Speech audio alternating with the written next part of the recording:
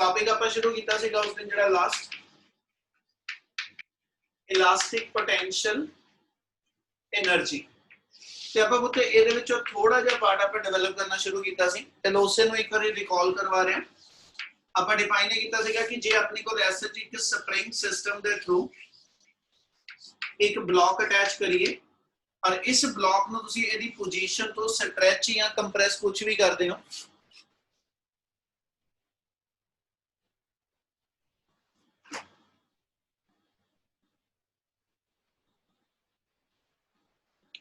चलो ਇਹਦੇ ਬਲੌਕ ਨੂੰ ਇਹਦੀ ਪੋਜੀਸ਼ਨ ਤੋਂ ਅਸੀਂ ਜਦੋਂ ਸਟ੍ਰੈਚ ਜਾਂ ਕੰਪਰੈਸ ਕੁਝ ਵੀ ਕਰਦੇ ਬੇਟਾ ਅਸੀਂ ਡਿਫਾਈਨ ਕੀਤਾ ਸੀਗਾ ਕਿ ਇਹਨੇ ਐਸਐਚ ਉਸ ਮੂਵਮੈਂਟ ਤੇ ਕੁਝ ਫੋਰਸ ਅਪਲਾਈ ਕਰਨੀ ਪੈਗੀ ਸਾਨੂੰ ਇਸ ਬਲੌਕ ਨੂੰ ਸਟ੍ਰੈਚ ਆ ਉਹਦੀ ਮੰਨ ਲਓ ਮੇਰੇ ਕੋਲ ਜਿਹੜੀ A ਪੋਜੀਸ਼ਨ ਆ ਇਹ ਉਹਦੀ ਇਕੁਇਲਿਬਰੀਅਮ ਪੋਜੀਸ਼ਨ ਆ ਤੇ ਜੇ ਇਹਨੂੰ ਇਹਦੀ ਇਕੁਇਲਿਬਰੀਅਮ ਪੋਜੀਸ਼ਨ ਤੋਂ ਤੁਸੀਂ x ਮੀਟਰ ਡਿਸਪਲੇਸ ਕਰਕੇ B ਪੁਆਇੰਟ ਤੇ ਲੈ ਕੇ ਜਾ ਰਹੇ ਹੋ ठीक है तो इस मूवमेंट ਦਾ ਸੀ ਕਿਹਾ ਸੀ ਇਸ ਬਲੌਕ ਦੇ ਉੱਤੇ ਜਾਂ ਇਸ ਸਪਰਿੰਗ ਦੇ ਅੰਦਰ ਇੱਕ ਰਿਸਟੋਰਿੰਗ ਫੋਰਸ ਬਿਲਟ ਅਪ ਹੋਏਗੀ ਔਰ ਰਿਸਟੋਰਿੰਗ ਫੋਰਸ ਜਿਹੜੀ ਸਪਰਿੰਗ ਚ ਬਿਲਟ ਅਪ ਹੋਏਗੀ it always directly proportional to displacement of the कहना जी body from its mean position ਆਪਾਂ ਡਿਫਾਈਨ ਕੀਤਾ ਸੀਗਾ ਕਿ ਜਿੰਨਾ ਇਹਨੂੰ ਸਟ੍ਰੈਚ ਜ਼ਿਆਦਾ ਕਰਾਂਗਾ ਜਾਂ ਜਿੰਨਾ ਇਹਨੂੰ ਕੰਪਰੈਸ ਜ਼ਿਆਦਾ ਕਰਾਂਗਾ ਦੋਨਾਂ ਕੇਸਿਸ ਦੇ ਅੰਦਰ ਬਲੌਕ ਦੇ ਕਹਿੰਦਾ ਜੀ ਉੱਤੇ ਇੱਕ ਫੋਰਸ ਐਕਟ ਕਰੇਗੀ which will bring the box back to its mean position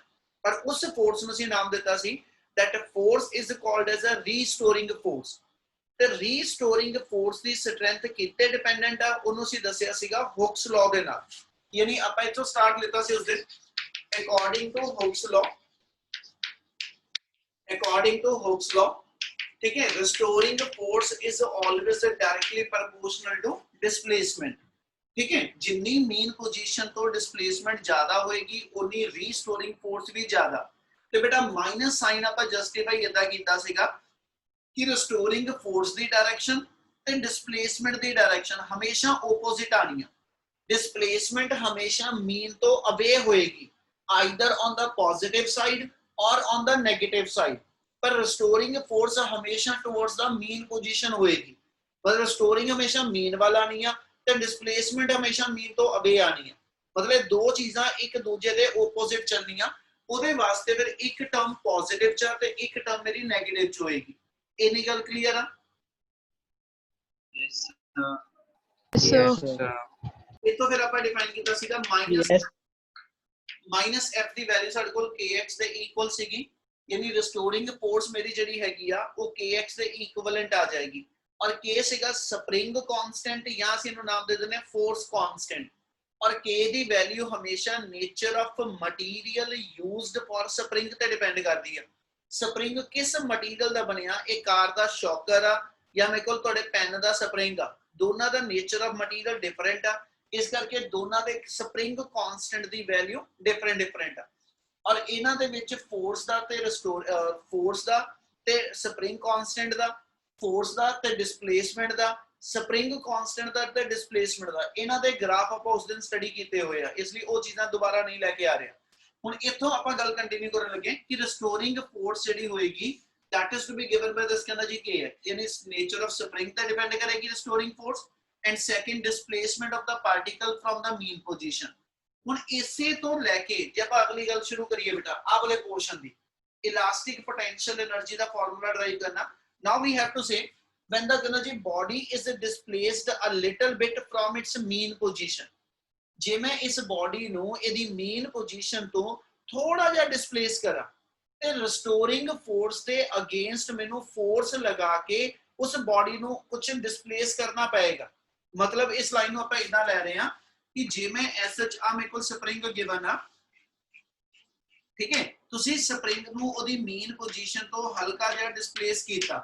ਤੁਸੀਂ ਉਹਨੂੰ ਇਹਦੀ ਪੋਜੀਸ਼ਨ ਤੋਂ ਸਮਾਲ ਡਿਸਪਲੇਸਮੈਂਟ dx ਦਿੱਤੀ ਇਹਦੇ ਅੰਦਰਲੇ ਪਾਸੇ ਜਿਹੜੀ ਫੋਰਸ ਆ ਉਹ ਰਿਸਟੋਰਿੰਗ ਫੋਰਸ ਲੱਗਦੀ ਪਈ ਤੇ ਜੇ ਮੈਂ ਇਸ ਰਿਸਟੋਰਿੰਗ ਦੇ ਅਗੇਂਸਟ ਇਹਨੂੰ ਮੂਵ ਕਰਾਣਾ ਤੇ ਮੈਂ ਅੱਗੇ ਵੀ ਇੱਕ ਗੱਲ ਕੀਤੀ ਫਿਰ ਰਿਪੀਟ ਕਰ ਰਿਹਾ ਆ ਬੋਡੀ ਨੂੰ ਜੇ ਮੈਂ ਉੱਪਰ ਲਿਫਟ ਅਪ ਕਰਦਾ ਤੇ ਮੈਂ ਕਿਹਾ ਜੀ ਜਿਹੜਾ ਵਰਕ ਕੀਤਾ ਉਹ ਗ੍ਰੈਵਿਟੇਸ਼ਨਲ ਫੋਰਸ ਦੇ ਅਗੇਂਸਟ ਕੀਤਾ ਜੇ ਮੈਂ ਚੀਜ਼ ਨੂੰ ਇਦਾਂ ਥਰੋ ਕੀਤਾ ਤੇ ਮੈਂ ਫ੍ਰਿਕਸ਼ਨਲ ਫੋਰਸ ਦੇ ਅਗੇਂਸਟ ਵਰਕ ਕੀਤਾ ਠੀਕ ਹੈ ਜੇ ਮੈਂ ਦੋ ਇਲੈਕਟ੍ਰੋਨ ਇੱਕ ਦੂਜੇ ਦੇ ਨੀਅਰ ਬਾਈ ਲੈ ਕੇ ਆਇਆ ਤੇ ਮੈਂ ਰਿਪਲਸਿਵ ਫੋਰਸ ਦੇ ਅਗੇਂਸਟ ਵਰਕ ਕੀਤਾ। ਇਹਦੇ ਨਾਲ ਹਮੇਸ਼ਾ ਵਰਕ ਜਿਹੜਾ ਹੋਏਗਾ ਨਾ ਉਹ ਕਿਸੇ ਨਾ ਕਿਸੇ ਫੋਰਸ ਦੇ ਅਗੇਂਸਟ ਕੀਤਾ ਜਾਂਦਾ ਬੇਟਾ। ठीक है, इस मूवमेंट ते इस स्प्रिंग दे अंदर थोड़ी अप्लाइड फोर्स दे अगेंस्ट रिस्टोरिंग आ, या इदा बोलो कि रिस्टोरिंग फोर्स दे अगेंस्ट तुसी बॉडी नु दी थां तो खिंचण वास्ते अप्लाइड फोर्स लगा रहे ते किसी भी टाइम पे जेडी अप्लाइड फोर्स लगावांगा इहदी स्ट्रेंथ रिस्टोरिंग फोर्स दे इक्वल घट्टो घट होएगी, but should be in opposite direction. Restoring हमेशा टुवर्ड्स द मीन पोजीशन आनी आ ते अप्लाइड हमेशा मीन पोजीशन तो अवे लगेगी। इन्नी गल समझ लगी? Yes sir. जदों असीं अप्लाइड फोर्स लगावांगे, जदों बॉडी ते अप्लाइड फोर्स लगा के ओदी स्मॉल डिस्प्लेसमेंट कराई ते let be say small amount of work has to be done for it. ਇਹ ਮਤਲਬ ਆ स्मॉल डिस्प्लेसमेंट ਲਈ ਮੈਂ ਕੁਝ ਵਰਕ ਪਰਫਾਰਮ ਕੀਤਾ, ਮੁੜ ਕੇ ਫੇਰ स्मॉल डिस्प्लेसमेंट कराई, ਫੇਰ स्मॉल वर्क, ਫੇਰ स्मॉल डिस्प्लेसमेंट कराई, ਫੇਰ स्मॉल वर्क। ਤੇ ਜੇ ਅਸੀਂ ਕਹੀਏ ਕਿ ਵੀ ਇਹ ਸਾਰੇ ਸਮਾਲ ਇੰਟਰਵਲ ਦੇ ਜਿੰਨੇ ਵੀ ਵਰਕ ਆਨੇ ਆ ਇਹਨਾਂ ਸਾਰਿਆਂ ਨੂੰ ਕੰਬਾਈਨਡ ਕਰ ਦਿਓ ਤੇ ਮੈਂ ਟੋਟਲ ਡਿਸਪਲੇਸਮੈਂਟ ਵਾਸਤੇ work ਕੱਢਾਂਗਾ।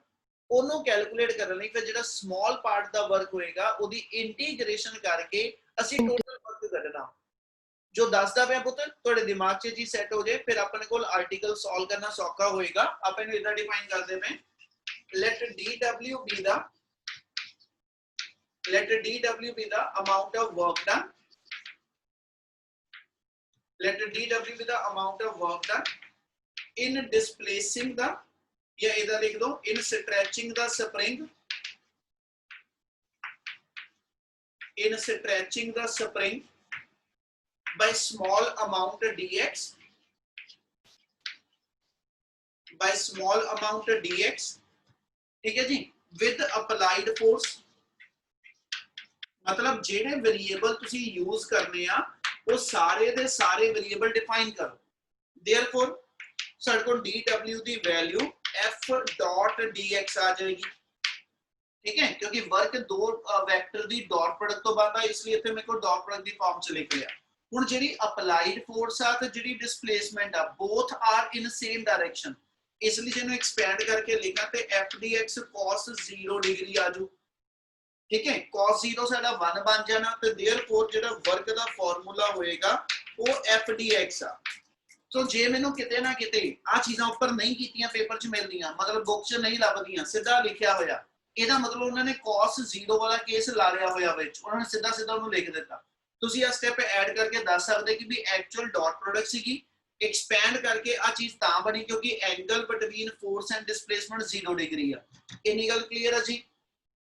Yes sir. Yes sir. Yes sir. Applied force जेडी आ ये रिस्टोरिंग दे इक्वल आ, बट रिस्टोरिंग तो ओपोजिट आ। ਇਹਦੇ ਨਾਲ ਜੇ ਨੂੰ ਮੈਂ ਰਿਸਟੋਰਿੰਗ ਦੀ ਫਾਰਮ ਚ ਲਿਖਣਾ ਹੋਵੇ ਤੇ ਮੈਂ ਇਹਨੂੰ -fr ਲਿਖ ਦੂੰਗਾ, ਠੀਕ ਹੈ, -fr dx। ਆਪਾਂ ਆ ਵਾਲੀ ਫੋਰਸ ਨੂੰ fr ਦਾ ਸਾਈਨ ਹੀ ਪਾ ਰਹੇ ਹਾਂ ਤੇ ਇਥੋਂ ਜੇ ਮੈਂ fr ਦੀ ਵੈਲਿਊ ਲਿਖ ਲਵਾਂ, ਠੀਕ ਹੈ, ਇਥੋਂ fr ਦੀ ਵੈਲਿਊ ਲਿਖ ਲਵਾਂ ਤੇ fr ਦੀ ਵੈਲਿਊ ਮੇਰੀ -k x ਬਣਦੀ ਪਈ ਹੈ। ਇੱਥੇ ਲਿਆ ਕੇ fr ਦੀ ਵੈਲਿਊ ਪੁੱਟ ਕਰ ਦਵਾਂ ਤੇ देयरफॉर ਸਾਡੇ ਕੋਲ ਜਿਹੜਾ dw ਹੋਏਗਾ that come out to be -kx dx। यानी ਸਾਡੇ ਕੋਲ ਜਿਹੜੀ small amount of work done ਆ ਉਹਦੀ ਵੈਲਿਊ kx dx ਆ ਗਈ। क्या ਇੱਥੇ ਤੱਕ ਗੱਲ ਸਮਝ ਆਈ? Yes sir. Yes sir. Yes sir. ये हम ਤੁਹਾਡੇ ਕੋਲ ਆ ਗਿਆ स्मॉल वर्क डन, ठीक है जी, फॉर स्मॉल डिस्प्लेसमेंट, है ना, यानी स्मॉल डिस्प्लेसमेंट ਅਸੀਂ वर्क ਕੱਢ ਲਿਆ। To calculate total work done, ਜੇ ਇਹਨਾਂ ਦੀਆਂ ਸਾਰੀਆਂ स्मॉल डिस्प्लेसमेंट ਨੂੰ ਅਸੀਂ ਕੰਬਾਈਨ ਕਰਕੇ टोटल वर्क ਕੱਢਣਾ ਹੋਏਗਾ, इंटीग्रेट इक्वेशन 2 विद लिमिट्स। मतलब इस इक्वेशन 2 ਨੂੰ सॉरी इक्वेशन 1 ਨੂੰ ਇੱਥੇ ਇੰਟੀਗ੍ਰੇਟ ਕਰ ਦਿਓ, ठीक है, ਨਾਲ ਲਗਾ ਦਿਓ ਲਿਮਿਟ। ਲਿਮਿਟ ਦਾ ਮਤਲਬ ਹੈ ਕਿ ਵੀ ਤੁਸੀਂ ਕਿੱਥੋਂ ਸਟਾਰਟ ਕਰਨਾ ਵਾ ਇਕੱਠਾ ਕਰਨਾ ਵਰਕ ਨੂੰ ਤੇ ਅਪ ਟੂ ਮੈਕਸਿਮਮ ਕਿੱਥੇ ਤੱਕ ਦਾ ਸੀ ਵਰਕ ਕੰਬਾਈਨ ਕਰਨਾ।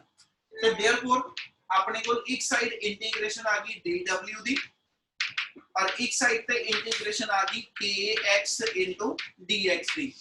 ਹੁਣ ਜਦੋਂ ਇਹਦੀ ਇੰਟੀਗ੍ਰੇਸ਼ਨ ਕਰਨੀ ਆ ਅਸੀਂ ਕਹੇ ਜੀ ਜੇ ਐਸ ਸੱਚ ਮੇਰੀ ਬਾਡੀ ਜਿਹੜੀ ਆ ਆਪਾਂ ਹਜੇ ਮੀਨ ਪੋਜੀਸ਼ਨ ਤੋਂ ਹਲਾਈ ਨਹੀਂ, ਬਾਡੀ ਮੀਨ ਦੇ ਉੱਤੇ ਪਈ ਆ ਤੇ ਡਿਸਪਲੇਸਮੈਂਟ ਉਹਦੀ 0 ਆ। ਇਹਦਾ ਮਤਲਬ ਜੇ ਮੈਂ x ਦੀ ਵੈਲਿਊ 0 ਇੱਥੇ ਲਿਮਿਟ ਜਿਹੜੀ ਹੈ ਪੁੱਤ dx ਦੇ ਹਿਸਾਬ ਨਾਲ ਕਿ ਡਿਸਪਲੇਸਮੈਂਟ ਕਿੰਨੀ ਆ ਉਹਦੇ ਤੇ ਲਿਮਿਟ ਲੱਗਦੀ ਪਈ। ਜੇ ਡਿਸਪਲੇਸਮੈਂਟ 0 ਆ ਤੇ ਬਾਡੀ ਤੇ ਵਰਕ ਵੀ 0 ਆ। ਇਹ ਮਤਲਬ ਅਸੀਂ ਉਹਨੂੰ ਹਜੇ ਹਿਲਾਇਆ ਹੀ ਨਹੀਂ, ਮੂਵ ਕਰਾਇਆ ਹੀ ਨਹੀਂ, ਇਸ ਲਈ ਉਹਦਾ ਵਰਕ ਵੀ 0 ਆ। ਤੇ ਜੇ ਮੈਂ ਸਪਰਿੰਗ ਨੂੰ ਸਟ੍ਰੈਚ ਕਰਕੇ ਮੈਕਸਿਮਮ x ਮੂਵ ਕਰਾ ਲਿਆ ਕਿਸੇ ਵੀ ਮੂਵਮੈਂਟ ਤੇ ਕਿਸੇ ਵੀ ਪੋਜੀਸ਼ਨ ਤੱਕ ਜਿਹੜੀ ਡਿਸਪਲੇਸਮੈਂਟ ਆ ਜੋ ਉਹ x ਮੀਟਰ ਹੋਈ ਆ, ਤੇ ਅਸੀਂ ਮੰਨ ਲਾਂਗੇ ਉੱਥੇ ਤੱਕ ਵਰਕ ਮੇਰਾ w ਹੋ ਜੂ। क्या लिमिट कितना लाई समझ लगी? Yes, sir. Yes, sir. चल हुन जे इनो कंटिन्यू करिए के की चीज है जी? Constant. Spring constant. ਤੇ ਕਾਂਸਟੈਂਟ ਇੰਟੀਗ੍ਰੇਸ਼ਨ ਚੋਂ ਬਾਹਰ ਆ ਜਾਂਦਾ।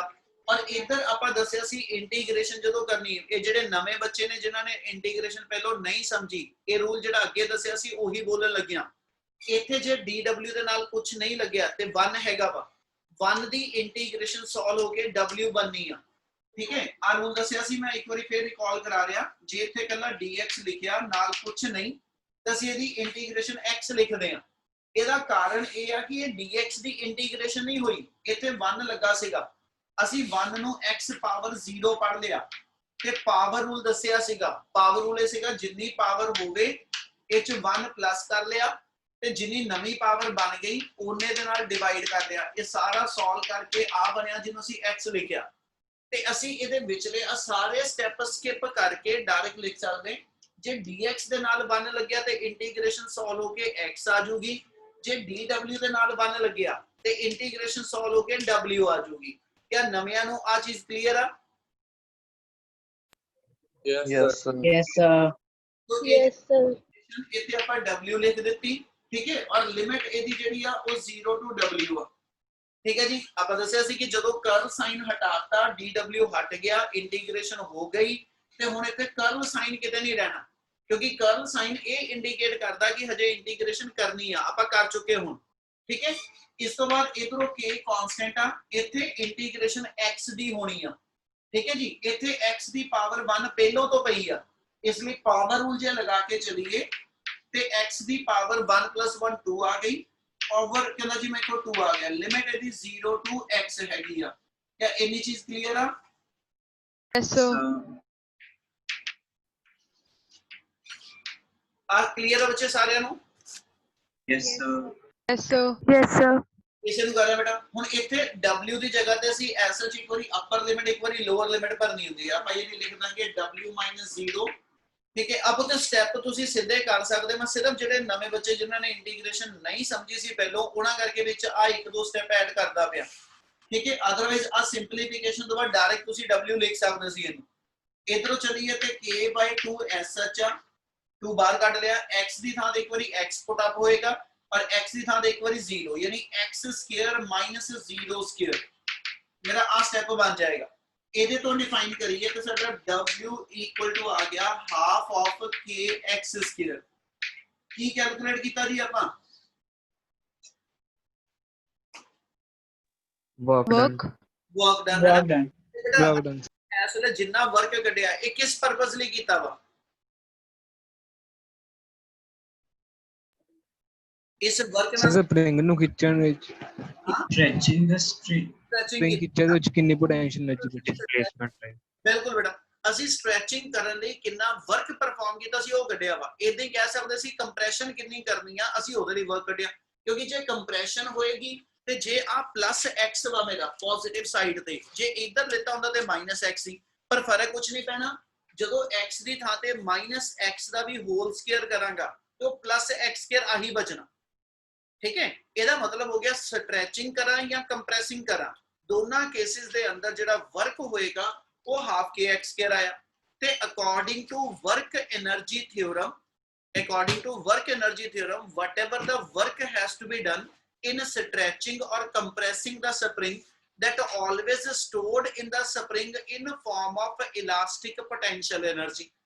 ਆਪਾਂ ਕਿਹਾ ਸੀ ਜੀ whatever the work has to be done in lifting this body against the gravity that always stored in this chalk in form of कहना जी as such gravitational potential energy। whatever the work has to be done in throwing the body against the frictional force that always to be stored in the body in form of kinetic energy। ਇਹਦਾ ਮਤਲਬ ਜਿੰਨਾ ਵੀ body ਤੇ work ਕਰਾਂਗੇ ਇਹ work ਕਿਸੇ ਨਾ ਕਿਸੇ energy ਦੀ farm ਚ ਆਣਾ ਵਾ ਤੇ ਇਸ ਵੇਲੇ ਜਿਹੜਾ ਵਰਕ ਆ ਉਹ ਸਟ੍ਰੈਚਿੰਗ ਔਰ ਕੰਪਰੈਸ਼ਨ ਦੇ ਅਗੇਂਸਟ ਹੋਇਆ ਤੇ ਫਿਰ ਸਟ੍ਰੈਚਿੰਗ ਕੰਪਰੈਸਿੰਗ ਚ ਜਿਹੜਾ ਵਰਕ ਆ ਇਹਨੂੰ ਅਸੀਂ ਨਾਮ ਦਿੰਨੇ ਇਹ ਇਲਾਸਟਿਕ ਪੋਟੈਂਸ਼ੀਅਲ એનર્ਜੀ ਬਣ ਗਈ। ਇਹਦਾ ਮਤਲਬ ਲਾਸਟ ਸਟੈਪ ਲਿਖੀਏ, ਲਾਸਟ ਸਟੈਪ ਲੈ ਕੇ ਚੱਲੀਏ ਤੇ ਆਪਣੇ ਕੋਲ ਆ ਜਾਏਗਾ according to work energy theorem, according to work energy theorem work should be equal to elastic potential energy, elastic potential energy ਦਾ ਤੇ gravitation potential energy ਦਾ ਸਿੰਬਲ ਸੇਮ ਹੀ ਹੈ ਬੇਟਾ और ਇਹਦੀ ਵੈਲਿਊ ਸਾਡੇ ਕੋਲ ਆ ਜਾਏਗੀ half kx²। क्या ਆ ਚੀਜ਼ ਕਲੀਅਰ ਹੈ ਜੀ? Yes, sir. એનર્ਜੀ ਦਾ ਫਾਰਮੂਲਾ ਕਲੀਅਰ ਹੈ ਸਾਰਿਆਂ ਨੂੰ? Yes, sir. Yes, sir. ਇੱਕ ਵਾਰੀ ਪੌਜ਼ ਦੇ ਰਿਹਾ, ਕਿਸੇ ਨੂੰ ਕਿਸੇ ਸਟੈਪ ਦਾ ਡਾਊਟ ਹੈਗਾ ਤੇ ਇੱਕ ਵਾਰੀ ਜ਼ਰੂਰ ਬੋਲ ਦਿਓ ਬੇਟਾ।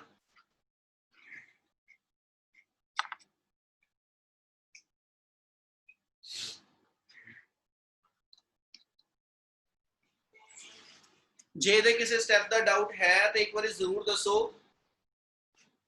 क्या क्लियर है सारा? Yes, sir. Yes. Yes, sir. हाँ जी बेटा। ਸਰ ਜਿਹੜਾ ਪਾਵਰ ਰੂਲ ਦੱਸਿਆ ਸੀ ਤੁਸੀਂ ਉਹ ਚ ਸਰ ਪਾਵਰ ਕਿੱਦਾਂ ਐਡ ਕਰੀ ਦੀ ਹੈ ਮਾੜਾ ਕੋ ਦੱਸਿਓ। ਉਹ ਤੋਂ ਸਿੰਪਲ ਇੱਕ ਚੀਜ਼ ਯਾਦ ਰੱਖੋ, ਜਿੰਨੀ ਪਾਵਰ ਹੋਵੇ ਵੇਰੀਏਬਲ ਦੀ, ਠੀਕ ਹੈ, ਜਿੰਨੀ ਪਾਵਰ ਹੋਵੇ ਵੇਰੀਏਬਲ ਦੀ ਉਹ ਚ 1 ਪਲੱਸ ਹੋਣਾ ਵਾ ਔਰ ਜਿੰਨੀ ਨਵੀਂ ਬਣ ਜਾਂਦੀ ਆ ਉਹਨੇ ਨਾਲ ਡਿਵਾਈਡ ਹੋਣਾ। यानी रूल जनरलाइज करके लिखिए तो आप इस रूल को कह सकते हैं, ठीक है। आ रूल नु जे मैं लिखा तो रूल आ वा x power n into dx हो गई ते रूल ਅਸੀਂ ਇਹ ਲਿਖਦੇ ਹਾਂ ਕਿ ਵੀ x ਦੀ ਪਾਵਰ n ਚ 1 ਪਲੱਸ ਕਰ ਲਓ ਤੇ n plus 1 ਦੇ ਨਾਲ ਹੀ ਇਹਨੂੰ ਡਿਵਾਈਡ ਕਰ ਲਓ, ਠੀਕ ਹੈ ਜੀ। ਓਕੇ ਸਰ, ਚਲੋ ਕਰੀਏ continue. Yes, sir. Yes, sir. यही सेम टॉपिक हजे भी कंटिन्यू अपना, ठीक है, बट इन्हें एक सेकंड मेथड नाल करांगे, graphical method.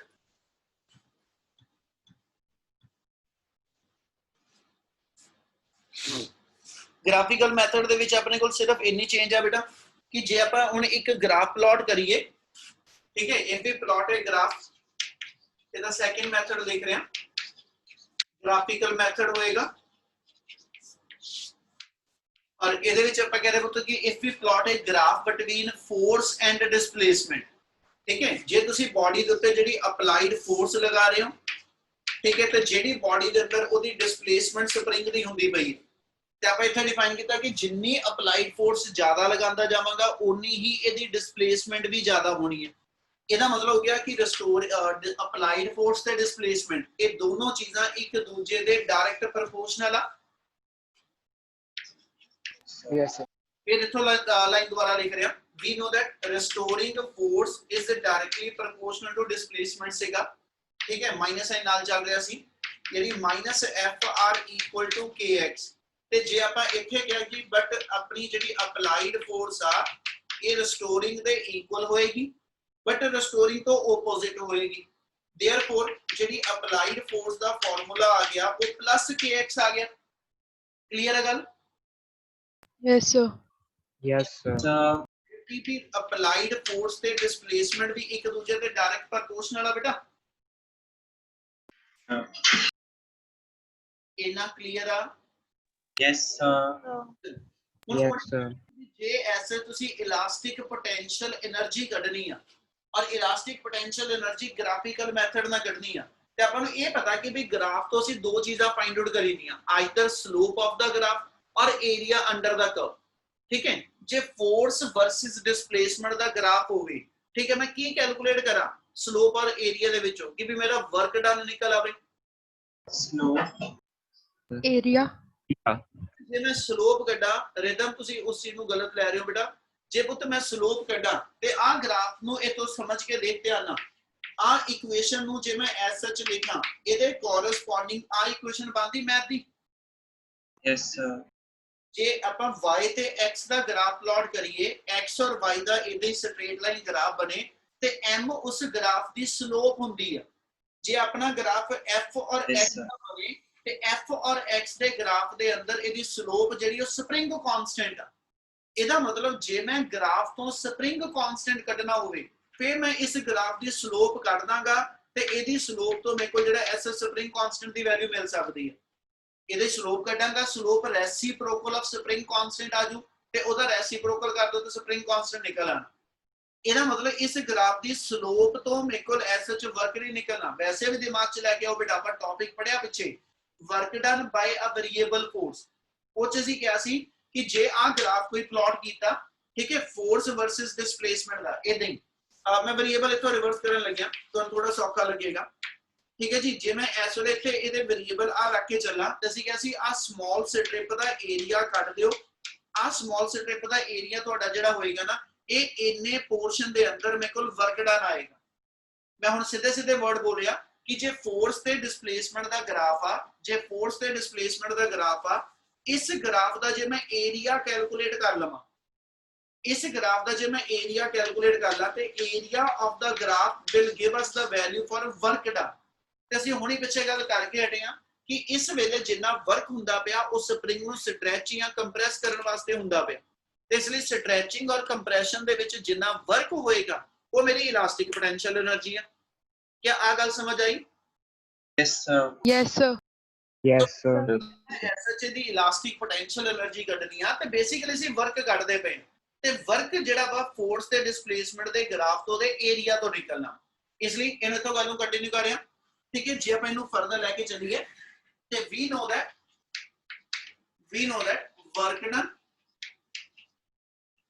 Work done in stretching the spring. ठीक है, work done in stretching the spring is always equal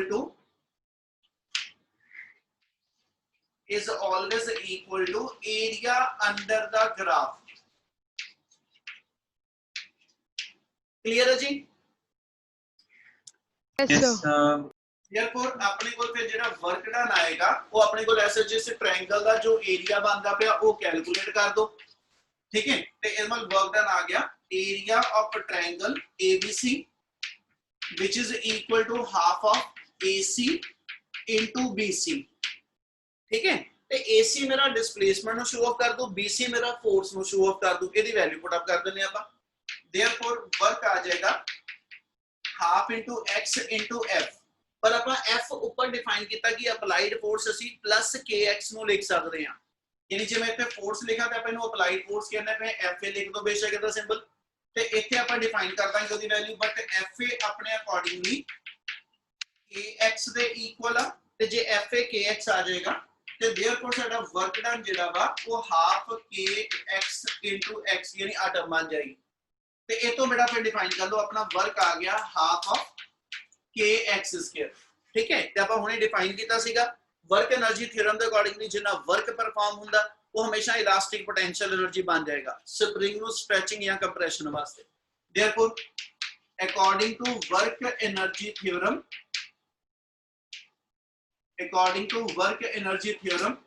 work equal to elastic potential energy।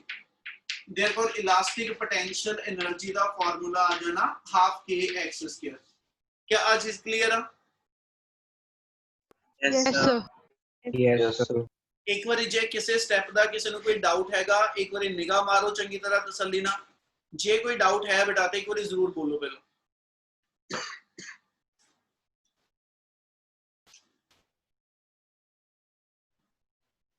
Sir, हाँ जी बोलो बेटा। पेपर विच सर बनाना वा डेरिवेशन करनी है दोनों विचों कोई एक करनी है। हाँ पुत्र ਉਹ ਇਹ ਧਿਆਨ ਰੱਖੋ ਨਾ ਦੋਨੇ ਮੈਥਡ ਨਾਲ ਨਹੀਂ ਆਪਾਂ ਪੇਪਰ ਚ ਕਰਨੀ। ਆਪਾਂ ਨੂੰ ਕੈਲਕੂਲਸ ਨਾ ਕਹੀਆ ਜਾਂ ਗ੍ਰਾਫਿਕਲ ਨਾਲ ਜਿੰਨਾ ਕਹੇਗਾ ਉਹ ਕਰ ਦੋ। ਨਹੀਂ ਡਿਫਾਈਨਡ ਤੇ ਫਿਰ ਕਿਸੇ ਇੱਕ ਮੈਥਡ ਨਾਲ, ਜੇ ਡਿਫਾਈਨਡ ਹੈ ਤਾਂ ਫਿਰ ਜਿਹੜਾ ਮੈਥਡ ਕਹੇਗਾ ਉਹਨਾਂ ਕਰਾਂਗੇ। ਦੋਨੋਂ ਨਹੀਂ ਕਰਕੇ ਦੇਣੀਆਂ। ਇਹ ਨਹੀਂ ਕਿ ਵੀ ਆਪਾਂ ਜਿੰਨੇ ਮੈਥਡ ਦਿੱਤੇ ਸਾਰੇ ਕਰਨ ਬਹਿ ਜਾਾਂਗੇ, ਇਹ ਨਹੀਂ ਹੋਏਗਾ। ਠੀਕ ਹੈ ਜੀ? okay, sir. हाँ जी, और जे डाउट है किसी का किसी स्टेप के अंदर आना तो बोलो बच्चे जल्दी।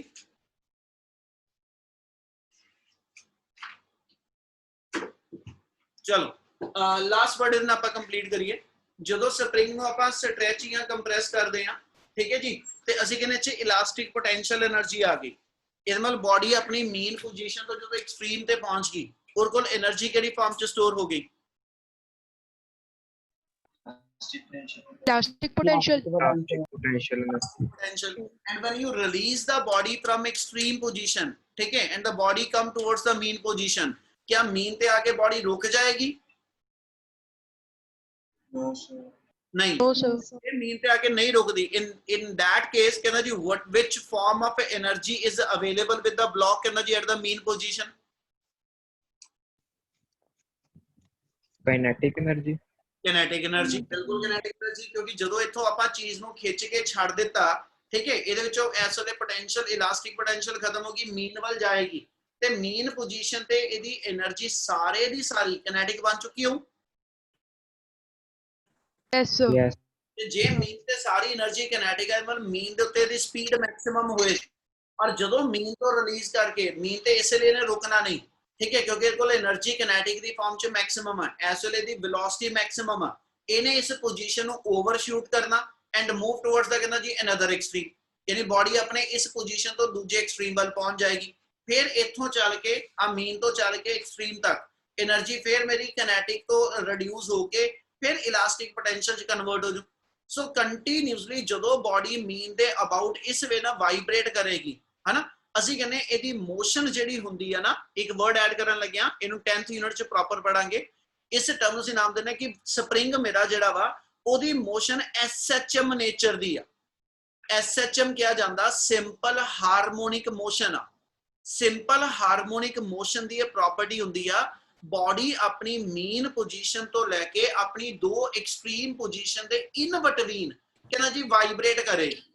ਅਸੀਂ ਇਹਦੀ ਮੋਸ਼ਨ ਨੂੰ ਇੱਕ ਨਾਮ ਦੇ ਰਹੇ ਹਾਂ, ਕੁਝ ਵਰਡ ਐਡ ਕਰ ਰਹੇ ਹਾਂ, ਠੀਕ ਹੈ, ਅਸੀਂ ਇਹਦੀ ਮੋਸ਼ਨ ਨੂੰ ਨਾਮ ਦਿੰਨੇ ਆ ਇਹ ਪੀਰੀਓਡਿਕ ਐਂਡ ਬਾਉਂਡਡ ਮੋਸ਼ਨ। ਮੈਂ ਦੋ ਵਰਡ ਐਡ ਕੀਤੇ, ਇਹ ਐਡੀਸ਼ਨਲ ਆ ਤੁਹਾਡੇ ਸਮਝਣ ਵਾਸਤੇ ਚੀਜ਼ਾਂ ਜੋ ਬੋਲਦਾ ਜਾਵਾਂਗਾ। ਆਰਟੀਕਲ ਆਪਣਾ ਕੰਪਲੀਟ ਆ, ਠੀਕ ਹੈ। ਜਦੋਂ ਬਾਡੀ ਮੀਨ ਤੋਂ ਐਕਸਟ੍ਰੀਮ ਵੱਲ ਗਈ, ਐਕਸਟ੍ਰੀਮ ਤੋਂ ਵਾਪਸ ਮੀਨ, ਮੀਨ ਤੋਂ ਅਨਦਰ ਐਕਸਟ੍ਰੀਮ ਗਈ, ਫਿਰ ਮੀਨ ਤੇ ਆਈ, ਅਸੀਂ ਕਹਿੰਦੇ ਜੀ ਬਾਡੀ ਮੇਰੀ ਇਸ ਮੂਵਮੈਂਟ ਤੇ ਵਾਈਬ੍ਰੇਟ ਕਰ ਰਹੀ ਆ, ਤੇ ਉਸ ਵਾਈਬ੍ਰੇਟਰੀ ਮੋਸ਼ਨ ਨੂੰ ਅਸੀਂ ਨਾਮ ਦਿੰਨੇ, ਉਹਦੀ ਮੋਸ਼ਨ ਜਿਹੜੀ ਆ ਉਹ ਸਿੰਪਲ ਹਾਰਮੋਨਿਕ ਨੇਚਰ ਦੀ ਆ। ਸਿੰਪਲ ਹਾਰਮੋਨਿਕ ਵਰਡ ਕਿਹਦੇ ਲਈ ਬੋਲਿਆ ਜਾਂਦਾ, ਜੇ ਬਾਡੀ ਦੀ ਮੋਸ਼ਨ ਮੇਰੇ ਕੋਲ ਪੀਰੀਓਡਿਕ ਤੇ ਬਾਉਂਡਡ ਹੋਵੇ,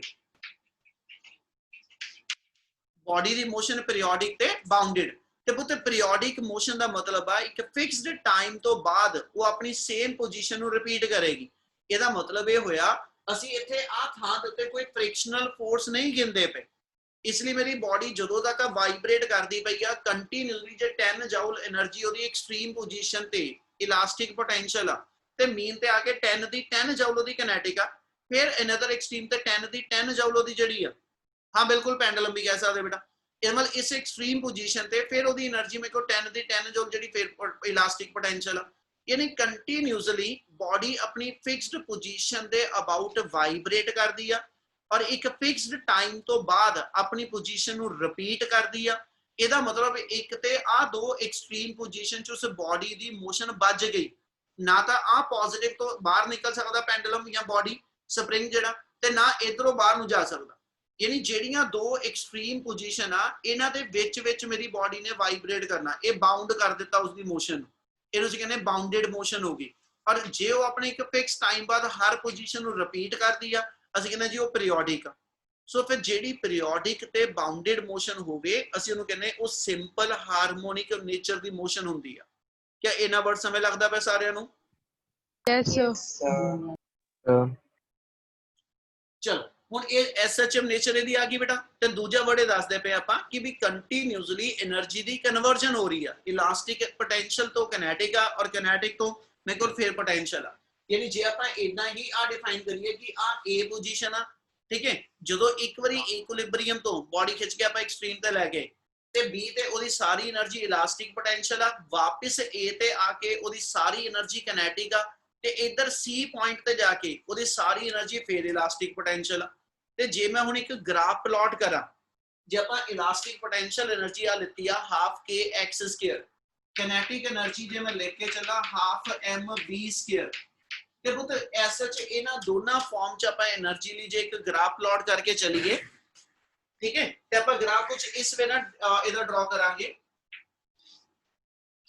ਅੱਜ ਦਾ ਗ੍ਰਾਫ ਪਲਾਟ ਕਰਨ ਲੱਗਿਆ, ਜੇ ਆ ਮੇਰੇ ਕੋਲ ਐਸਾ ਚ ਇਹਦੀ ਮੇਨ ਪੋਜੀਸ਼ਨ ਆ A ਵਾਲੀ, ਔਰ ਪੋਜ਼ਿਟਿਵ ਸਾਈਡ ਨੂੰ ਇਹਦੀ ਐਕਸਟ੍ਰੀਮ ਪੋਜੀਸ਼ਨ ਮੰਨ ਲਓ B ਆ ਤੇ ਨੈਗੇਟਿਵ ਸਾਈਡ ਨੂੰ ਇਹਦੀ ਐਕਸਟ੍ਰੀਮ ਪੋਜੀਸ਼ਨ C ਆ ਤੇ ਮੈਨੂੰ ਇਹ ਪਤਾ ਕਿ ਵੀ ਬਾਡੀ ਦੀ ਐਸ ਸੱਚ ਮੀਨ ਪੋਜੀਸ਼ਨ ਦੇ ਉੱਤੇ એનર્ਜੀ ਜਿਹੜੀ ਆ ਵਾਈਬ੍ਰੇਟ ਕਰਦੇ ਹੋਏ ਜਦੋਂ initially body equilibrium of rest ਵਿੱਚ ਆ ਉਦੋਂ ਕੋਈ એનર્ਜੀ ਨਹੀਂ ਹੈਗੀ ਬਟ ਵਾਂਸ ਦਾ ਬਾਡੀ ਵਿਲ ਵਾਈਬ੍ਰੇਟਿੰਗ ਠੀਕ ਹੈ ਇੱਕ ਵਾਰੀ ਉਹਦੀ ਵਾਈਬ੍ਰੇਸ਼ਨ ਸ਼ੁਰੂ ਹੋ ਗਈਆਂ ਉਦੋਂ ਇਸ ਮੀਨ ਪੋਜੀਸ਼ਨ ਤੇ ਸਾਰੀ એનર્ਜੀ ਕਿਨੈਟਿਕ ਆ ਤੇ ਐਕਸਟ੍ਰੀਮ ਪੋਜੀਸ਼ਨ ਤੇ ਸਾਰੇ ਦੀ ਸਾਰੀ એનર્ਜੀ ਉਹਦੀ ਜਿਹੜੀ ਮੇਰੀ ਉਹ ਇਲਾਸਟਿਕ ਪੋਟੈਂਸ਼ੀਅਲ ਆ ਤੇ ਆਹ ਗ੍ਰਾਫ ਦੀ ਨੇਚਰ ਮੈਨੂੰ ਇਹ ਕਹਿੰਦੀ ਪਈ ਜੇ ਪੋਟੈਂਸ਼ੀਅਲ એનર્ਜੀ ਨੂੰ ਮੈਂ ਡਿਸਟੈਂਸ ਦੇ ਨਾਲ ਪਲਾਟ ਕਰਾਂ ਇਹ ਜਿਹੜੇ ਨਵੇਂ ਬੱਚੇ ਨੇ ਉਹਨਾਂ ਨੇ ਵੀ ਐਸ ਸੱਚ ਪ੍ਰੋਜੈਕਟਾਈਲ ਵਾਲੇ ਚੈਪਟਰ 'ਚ ਚੀਜ਼ ਪੜ੍ਹੀ ਆ ਜੋ ਬੋਲਣ ਲੱਗਿਆ ਆਪਾਂ ਉੱਥੇ ਆ ਪੜਿਆ ਸੀਗਾ x² = ky ਤੇ ਇਹ 'ਚ ਅਸੀਂ ਵਰਡ ਦਿੱਤੇ ਸੀ ਕਿ ਜੇ y ਦਾ ਤੇ ਇਧਰੋਂ x ਦੀ ਪਾਵਰ ਲੈ ਕੇ ਮੈਂ ਗ੍ਰਾਫ ਪਲਾਟ ਕਰਾਂ ਤੇ ਇਹ ਮੈਥ ਦੀ ਇੱਕ ਸਟੈਂਡਰਡ ਇਕੁਏਸ਼ਨ ਪੈਰਾਬੋਲਾ ਪਾਥ ਦੀ ਆ ਠੀਕ ਹੈ ਤੇ ਇਹੀ ਸੇਮ ਚੀਜ਼ ਉੱਪਰ ਵੀ ਲੱਗਦੀ ਪਈ ਇੱਥੇ ਪੋਟੈਂਸ਼ੀਅਲ એનર્ਜੀ ਦੀ ਪਾਵਰ 1 ਵਾ ਠੀਕ ਹੈ ਤੇ ਇਧਰੋਂ ਡਿਸਟੈਂਸ ਦੀ ਪਾਵਰ 2 ਆ ਇਹਦਾ ਮਤਲਬ ਇਹ ਹੋਇਆ ਕਿ ਵੀ ਜੇ ਪੋਟੈਂਸ਼ੀਅਲ